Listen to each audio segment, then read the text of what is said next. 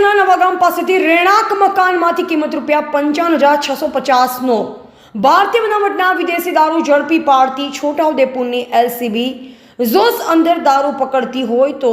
ઝોસ police શું કરે છે? શું ઝોસ પોલીસને ખબર નથી? Chhota Udepur local crime branch Imtiyaz Shaikh police અધિક્ષક છોટાઉદેપુર નાઓએ સૂચનાને માર્ગદર્શન આપેલ કે દારૂબંધીના કાયદાનો કડક અમલ થાય તે મુજબ કાર્યવાહી કરવા સારું જિલ્લાના તમામ થાણા અધિકારીશ્રી તથા તમામ શાખા ઇન્ચાર્જશ્રી નાઓએ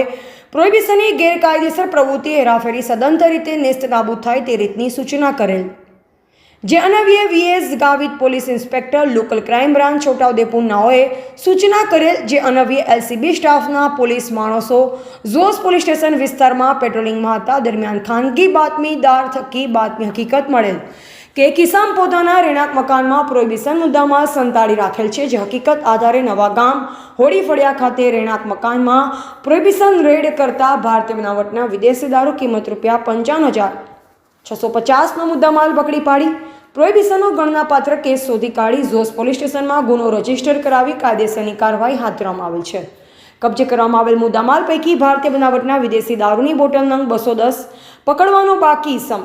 કિંમત ₹55,650 બગાભાઈ શંભુભાઈ રાઠવા રહે નવાગામ હોળી ફળિયા તાલુકા જિલ્લા છોટાઉદેપુર.